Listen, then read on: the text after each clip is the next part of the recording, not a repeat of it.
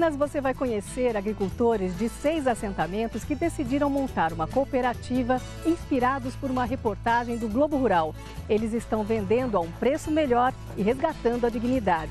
Em Mato Grosso do Sul, o preço da arroba do boi gordo voltou a subir. Em um mês, o aumento passou de 20%.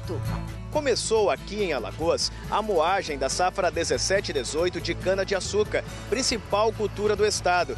O grão de bico produzido em Goiás começa a ser exportado para países como o Egito. O mercado ainda é uma novidade para os produtores brasileiros. Uma curiosidade, por que a manteiga de garrafa é líquida e essa outra aqui é sólida? Será que dá para criar um cavalo numa chácara de 5.000 metros quadrados? Qual é a estrutura necessária? A resposta vem de um Aras aqui do Distrito Federal.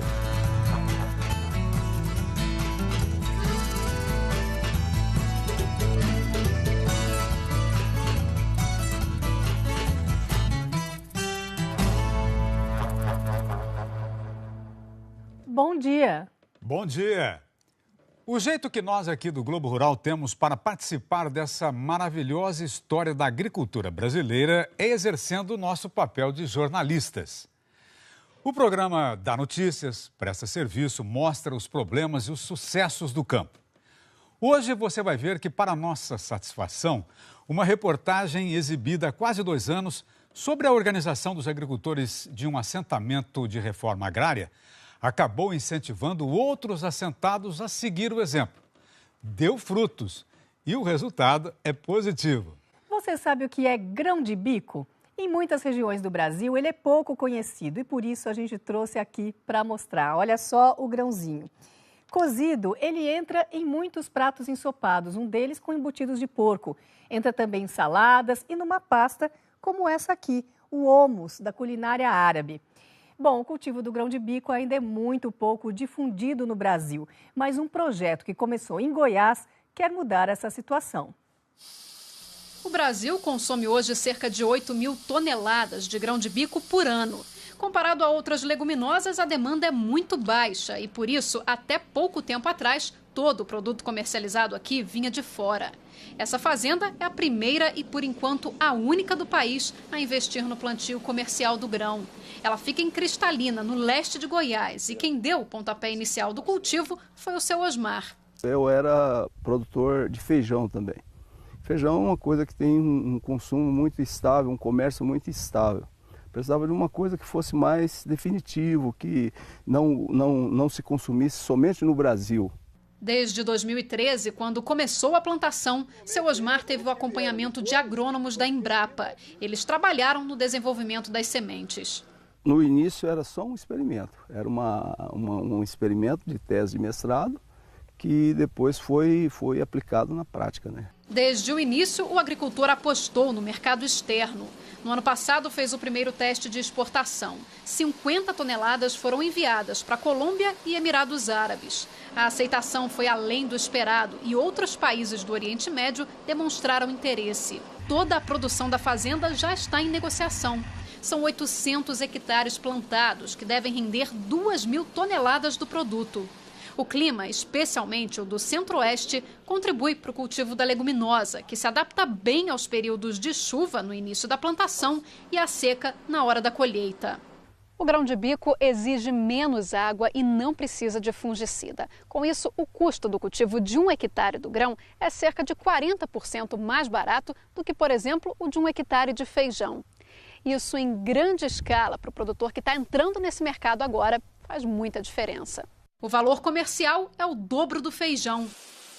O agricultor recebe R$ 240 pela saca com 60 quilos do grão. No ano passado, a Índia, país que mais consome o grão de bico no mundo, mostrou interesse em importar o produto do Brasil e anunciou um investimento de 100 milhões de dólares para o desenvolvimento e a produção dos grãos no país. O trabalho é coordenado pela Embrapa. Foi assinado um convênio com a empresa indiana de sementes e nós, a Embrapa, com os parceiros, já estamos testando isso aqui nas condições do Brasil para ver a viabilidade desses materiais indianos juntamente com os nossos materiais. A ideia é selecionar, indicar os melhores materiais para fomentar a produção aqui e assim enviar para esses países asiáticos.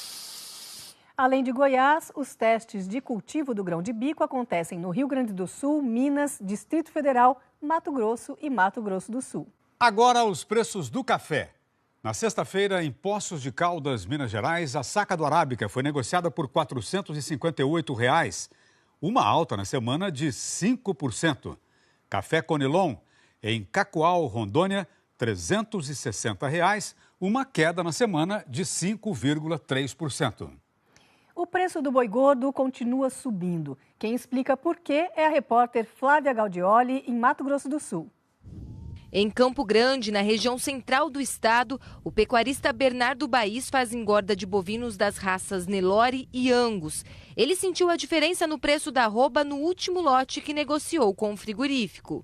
A gente teve um aumento na oferta por parte dos frigoríficos de aproximadamente 20% por conta do atual cenário do mercado, da falta de boi. Quanto que vocês recebiam em agosto e quanto estão recebendo agora? Aqui no Mato Grosso do Sul a gente teve preço praticado de até R$ 115 na arroba do boi e até o último fechamento a gente estava com oferta de 138. O produtor Leonel Velasco tinha desistido de confinar animais este ano.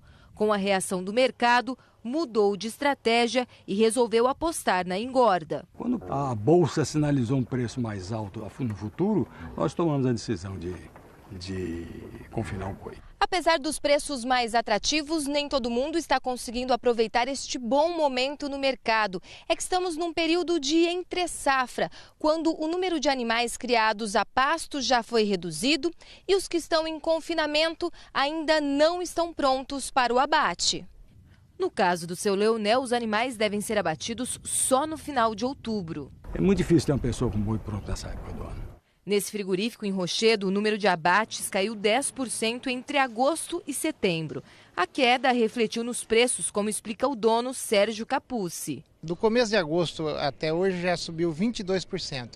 Então nós saímos de um preço que foi o mais baixo do ano, de 114, 114,50 e hoje, num período aí de uns 40 dias, chegou a 140. Então um aumento é bem expressivo em muito pouco tempo. Vamos ver então os preços do boi gordo. Em Rolim de Moura, Rondônia, a arroba foi vendida a R$ 127, Itapetinga, Bahia, R$ 138,70, Arapongas, Paraná, R$ 145. No estado de São Paulo, o preço caiu. A média CPEA fechou valendo R$ 143,67, queda na semana de 1,4%. As usinas de Alagoas começaram a moer a cana-de-açúcar, mas a safra não vai ser muito boa, não. A cana-de-açúcar é a principal cultura agrícola de Alagoas e tem um grande peso na economia. Representa 20% do produto interno bruto. A moagem no estado começou esta semana. Na safra passada foram moídas 16 milhões de toneladas de cana, mas a previsão para a safra atual não é das melhores. A Associação dos Plantadores de Cana de Alagoas informou que a crise hídrica que afetou o estado nos últimos 5 anos prejudicou diretamente a safra 17/18. Serão moídas apenas 13 milhões de toneladas de cana em todo o estado. Cerca de 300, 400 milhões que deixam de circular na economia, isso faz uma falta muito grande. Já na região sul do estado, os produtores de uma cooperativa aumentaram a área plantada para tentar diminuir os prejuízos provocados pela seca. Seu Juarez plantou 300 hectares de cana em Coruripe, 50 a mais que no ano passado, e agora espera aumentar os lucros. E quanto é que está saindo o preço da tonelada da cana aqui? Aproximadamente R$100. Está melhor do que o ano passado? Tá, o ano passado foi 85, 90, o TR deu, né? E agora a gente está com o ágio, ele fica na média de R$100 a R$105. Depois de cortada, a cana segue direto para a usina da cooperativa. O presidente diz que o aumento da área plantada não significa que o cenário é bom. Está começando com a safra com preço de açúcar em torno de 15 a 20% mais baixo do que o ano passado. Mesmo com o preço mais baixo, a expectativa é de que 70% da cana do estado seja destinada à produção de açúcar. O restante vai para o álcool. A balança comercial do agronegócio fechou o mês de agosto com saldo positivo de 7 bilhões 850 milhões de dólares, quase 23% a mais que no mês de julho. E veja as outras notícias do campo na semana. O Brasil registrou o melhor resultado do ano nas exportações de carne bovina. com quase 146 mil toneladas. Os dados são da ABIEC, Associação das Indústrias Exportadoras, e se referem ao mês de agosto. A produção de laranja neste ano pode ficar 50% maior em relação à safra passada. Esta foi a estimativa divulgada pelo Fundecitrus, o Fundo de Defesa da Citricultura, para o estado de São Paulo e parte de Minas Gerais. A Conab confirma a safra recorde de grãos no seu último levantamento sobre o ano agrícola 2016-2017, com 238 milhões e 700 mil toneladas. Também nessa semana, o IBGE divulgou a previsão para a safra deste ano. Ficou um pouco acima da Conab, 240 milhões e 900 mil toneladas. No Rio Grande do Sul, a Emater projeta uma queda na área cultivada de milho em torno de 11% comparado com o ano passado. E entre os motivos para essa redução estão os altos custos de produção e a desvalorização do grão no mercado. Ambientalistas e artistas que fazem parte do movimento 342 Todos pela Amazônia fizeram um ato público em Brasília em defesa da floresta. O grupo entregou para os presidentes da Câmara e do Senado um documento assinado por 1,5 milhão de pessoas contra o decreto que extinguiu a RENCA, a Reserva Nacional do Cobre e Associados. É um clamor público. 1,5 milhão de assinaturas é um clamor. Aqui no distrito de Riacho Seco, no município de Curaçá, no norte da Bahia, uma cabra virou notícia. Essa daqui é a Maria Parideira. Ela acabou de parir 6 filhotes, quando normal são 2 ou no máximo 3. E olha só que interessante, já é a segunda vez que ela dá à luz a 6 cabritinhos. Agora os eventos da semana. Em Minas, simpósio de pecuária de leite em Santa Vitória. Seminário sobre criação de abelhas em São José dos Cordeiros, Paraíba. Curso de morango fertirrigado em Santa Maria, Rio Grande do Sul. Feira do Agronegócio e Agricultura Familiar em Lafayette Coutinho, Bahia. Encontro sobre pecuária em Maceió e sobre produção de leite em Tangará da Serra, Mato Grosso. Conferência de pecuaristas em Goiânia.